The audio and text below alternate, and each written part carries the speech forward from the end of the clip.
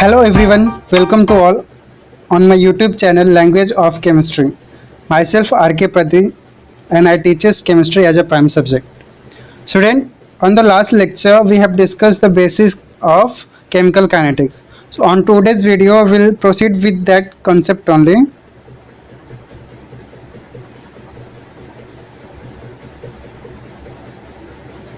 So student, on today's lecture we are going to start a new topic, that is what rate law and law of mass action. So student, ये जो दोनों topic है rate law और law of mass action, these are quite interrelated one. There might be chances that you may get confused about these two terms, but be carefully and watch the video. So law of mass action. So law of mass action state that suppose a reaction is given A, B giving me C and D. Okay student, so जो हमारा law of mass action है वो क्या बोलते हैं, जो हमारा rate of reaction होता है, मतलब जिस स्पीड से रिएक्शन प्रोसीड होएगा वो किसके ऊपर डिपेंड करेगा, जो हमारा रिएक्टेंट के कॉन्सेंट्रेशन है उसके ऊपर. Okay, so rate law of mass action क्या बोलते हैं, that is rate of reaction is proportional to concentration of reactant. जो रिएक्टेंट का कॉन्सेंट्रेशन है उसके ऊपर क्या करेगा, डिपेंड करेगा क्या, हमारा रेट ऑफ रिएक्शन. ऑल्सो जो हमारा ये जो रेट कांस्टेंट है, that means what, rate concentration, उसका पावर भी रहेगा. क्या पावर रहेगा, उसके जो स्टोइकियोमेट्रिक है, that is what A and B. Understand student, once again. So rate of reaction is proportional to the product of concentration of reactant. ठीक है, product of concentration of reactant and each concentration term raised to the power to stoichiometric coefficient. मतलब जो इसका stoichiometric coefficient रहते हैं वो उसके power में जाता है रिएक्टेंट के कॉन्सेंट्रेशन. ये कौन बोलता है हमें, रेट लॉ. ओके स्टूडेंट, सो जैसे हम प्रोपोर्शनलिटी कांस्टेंट को हटाते हैं, प्रोपोर्शनलिटी को रिमूव करते हैं तो एक कांस्टेंट आता है. So it will be what, rate equals to k, क्या हो जाएगा हमारा, concentration of A to the power a and concentration of B to the power b. This is what our rate, that is law of mass action. Okay student, similarly अगर ये reaction हमें दी है H2O2 molecules react to give us water and oxygen. So इसके लिए हमारा rate क्या हो जाएगा, rate equals to as per the law of mass action. So इसका जो कॉन्सेंट्रेट, अभी यहाँ पे एक ही रिएक्टेंट है, सो राइट दैट H2O2. ओके, और इसका स्टोइकियोमेट्रिक क्या है, 2. So it will be what, 2 and this is what our constant. Okay student, so this is what our rate for this reaction according to the law of mass action. So student, what is the difference between the rate law and law of mass action? Let's say the rate laws. Student, similar to the law of mass action, the statement of rate law is also similar, but there is the slight changes. Student, changes क्या हमारा वो देखते पहले. यहाँ पे भी क्या होता है, जो हमारा रेट रहता है, rate of reaction is proportional to क्या रहेगा, कॉन्सेंट्रेशन ऑफ रिएक्टेंट. मतलब जो भी रिएक्टेंट का कॉन्सेंट्रेशन रहेगा उसके प्रोपोर्शनल रहेगा. ओके, सो सपोज इसी रिएक्शन को हम कंसिडर करते हैं तो क्या हो जाएगा, इसका जो प्रोडक्ट है वही रहेगा product of concentration of reactant. Okay student, now look here, raised to the power on which rate of reaction actually depend. That means what, यहाँ पे जो पावर आने वाले है वो हमारा स्टोइकियोमेट्रिक नहीं रहेगा. समझे स्टूडेंट, यही डिफरेंस है रेट लॉ और लॉ ऑफ मास एक्शन, कि यहाँ पे जो रेट लॉ में पावर आते हैं जरूरी नहीं कि वो जो हमारा स्टोइकियोमेट्रिक कोएफिशिएंट हो वही हो. सो यहाँ पे हम क्या लिखेंगे, x and y. Okay, so this is our rate law. अब जैसे ही हम ये प्रोपोर्शनलिटी साइन को हटाएंगे तो क्या हो जाएगा, rate equals to k times concentration of A to the power x and B to the power y. Okay student, so where K is what, K is known as what, rate constant. Rate constant. Okay student, now we are going to see what are the factors which affect this rate constant. Okay student, and this is very important one. So let's have a look. Suppose अगर मेरी एक reaction, दो reaction की बात करूँ, एक reaction है A giving me product P और reaction B giving me product Q. तो सपोज इसके लिए मेरा K रेट कांस्टेंट K1 है और इसके लिए रेट कांस्टेंट क्या है हमारा K2. तो स्टूडेंट जिसका भी रेट कांस्टेंट वैल्यू ज़्यादा रहेगा, suppose if I am considering K1 is greater than K2, दो रिएक्शन है उनके अलग अलग रेट कांस्टेंट. सो जिसका भी रेट कांस्टेंट वैल्यू ज़्यादा रहेगा वो रिएक्शन क्या होगी, fast. Understand student, remember this thing, this is important one.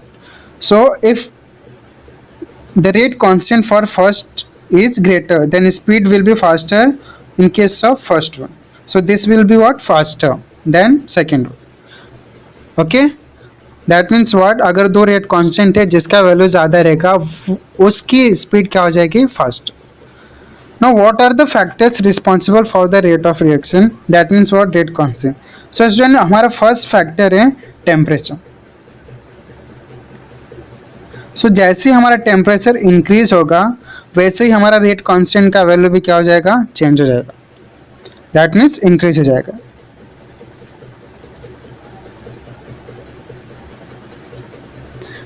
समझा स्टूडेंट? अभी कैसे, व्हाट आई सेड, अभी जैसे ही टेम्परेचर इंक्रीज होगा तो रेट ऑफ रिएक्शन भी बढ़ती है. मतलब क्या, वैसे क्या हो जाएगा, रेट कांस्टेंट का वैल्यू भी क्या हो जाएगा, इंक्रीज हो जाएगा. ओके स्टूडेंट, मतलब क्या, अगर एक रिएक्शन 50 डिग्री सेल्सियस पे हो रही है और एक 70 डिग्री सेल्सियस पे हो रही है, तो इन दोनों में से किस रिएक्शन के लिए रेट कांस्टेंट वैल्यू ज़्यादा रहेगा, ऑब्वियसली किसके लिए, जो रिएक्शन 70 डिग्री सेल्सियस पे हो रही है उसके लिए. Now the second factor is,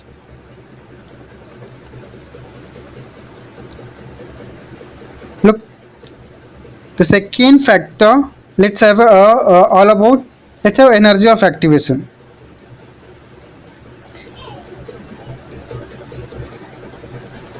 energy of activation.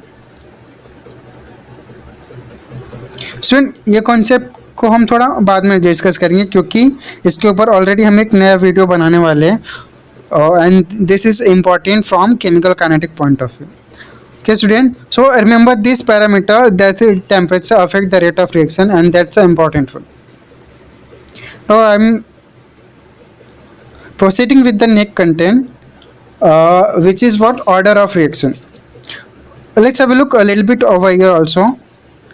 Student suppose मैंने एक रिएक्शन लिखा है R equals to K concentration of A to the power X and B to the power Y. Okay, suppose अगर मैं बात करूँ x का value 1 है और y का वैल्यू भी अगर कंसिडर करूँ 1 है, तो हमारा रेट क्या हो जाएगा, rate will be k concentration of A and concentration of B. Okay student, so ये जो हमारा x एंड y है, x एंड y क्या हो जाएगा, 1 एंड 1. मतलब क्या, जो ऑर्डर है with respect to A is first order and with respect to B is also first order. So overall order क्या हो जाता है, उसके लिए हम क्या करते हैं, x प्लस वाई करते हैं. ओके स्टूडेंट, सो क्या हो जाएगा, 1 plus 1 that is 2. So overall order of reaction क्या हो जाएगा, second order. Understand student? And remember one important things, that this x and y, जो x एंड y है तो उसका वैल्यू हमेशा क्या हो सकता है, it might be fraction also, zero भी हो सकता है और होल नंबर भी, इंटीजर भी हो सकता है. That means what, negative sign हो सकता है, पॉजिटिव साइन भी हो सकते हैं, जीरो भी हो सकता है और पॉइंट में भी हो सकते हैं. Remember student, so this is order. Now what will be the definitions about that, the sum of power of concentration term in rate constant. Okay student, so अगर मैं एक रेट लिखा है यहाँ पे k equals to a to the power a b to the power b. So अगर consider this reaction H2 plus I2 and 2HI. So यहाँ पे H2 के रिस्पेक्ट में पावर क्या है, 1 और I2 के रिस्पेक्ट में पावर क्या है, 1. ठीक है स्टूडेंट, कंपेयर करो, A क्या हो जाएगा हमारा 1, B क्या हो जाएगा 1. सो A प्लस B, ये होगा ना हमारा order 1 plus 1 and it will be what, second order. Okay student, so this is what all about order of reaction. Now one important concept is what, molecularity of reaction. Student, this is easy one. And what is the definition of this? That is what? Number of molecule taking part in reaction. नाम से ही पता चलता है.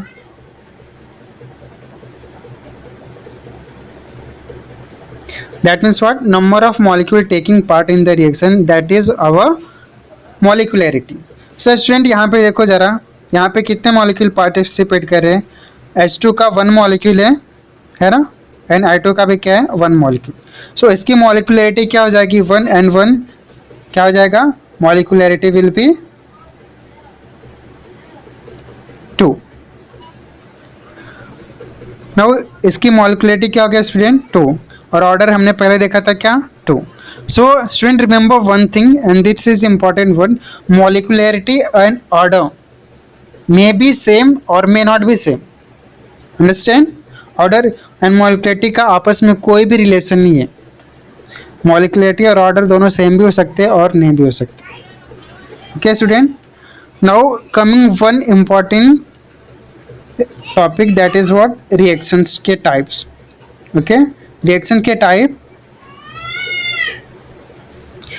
these are two types of reaction, elementary reaction and complex reaction. So elementary reaction क्या होते हैं, ऐसा reaction जो एक ही स्टेप में खत्म हो जाता है. समझे, एक ही स्टेप में खत्म हो जाए. सपोज अगर मुझे खाना पकाना है, okay, I have to make a food. So खाना पकाना है इज व्हाट माय रिएक्शन, एक रिएक्शन है. अभी खाना पकाने के लिए हमें अलग अलग स्टेप्स फॉलो करने पड़ते हैं ना स्टूडेंट. पहले वेजिटेबल्स कट करना पड़ते हैं and all this stuff.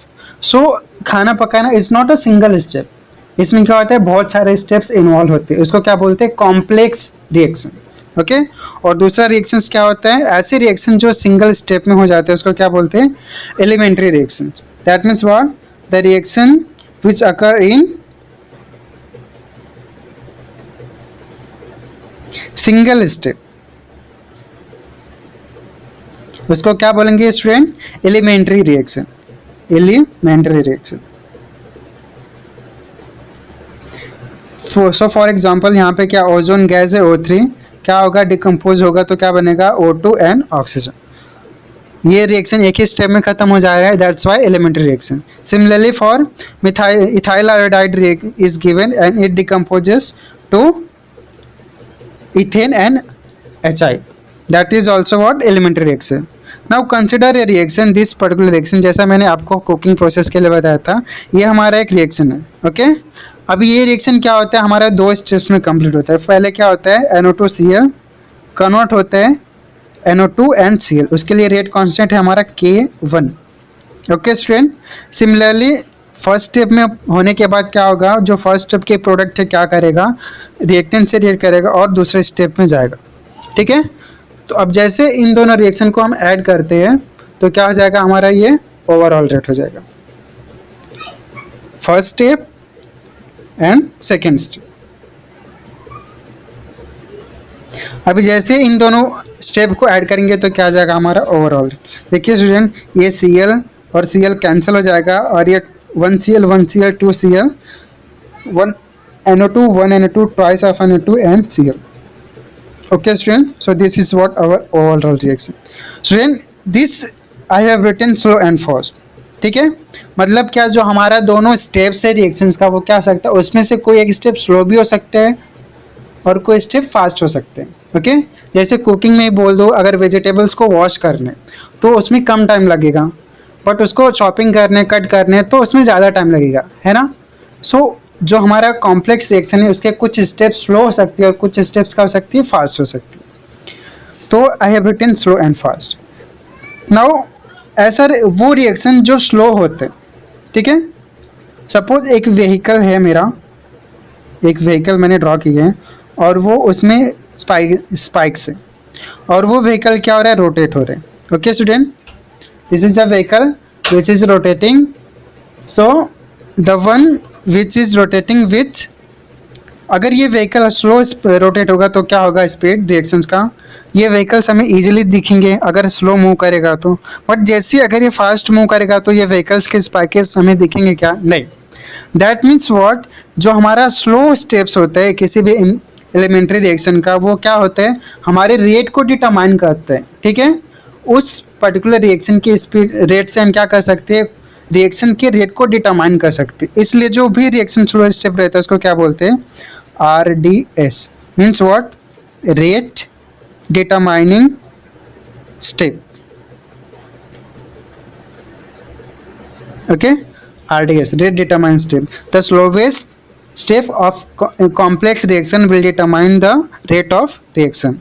So it was our what, complex reaction. Now look over here student, यहाँ पे फर्स्ट स्टेप में क्या हुआ, Cl फॉर्म हुआ था बट वो क्या हो गया, सेकेंड स्टेप में रिएक्ट कर गया और फाइनल में वो नहीं दिख रहा। तो जो हमारे कॉम्प्लेक्स रिएक्शन होते हैं उसमें ऐसे स्पेसिस होते हैं जो फर्स्ट स्टेप में फॉर्म होते हैं और सेकेंड स्टेप में कंज्यूम हो जाते हैं, उसको क्या बोलते हैं स्टूडेंट, उसको हम बोलते हैं reaction intermediate. Means what, the species which form in the first step and consume in the second step is known as what, reaction intermediate. Okay student, I hope this was an quite interesting topic for you. So on the next video I'm going to discuss all the questions related to this topic which I have discussed on this video and the videos on previous to this video. Okay, so ऐसे questions जो entrance exams में आए हुए CET JEEs में, उस question को हम next videos में डिस्कस करेंगे। Okay student, so thank you everyone, enjoy and don't forget to subscribe my channel, like share and subscribe. Thank you.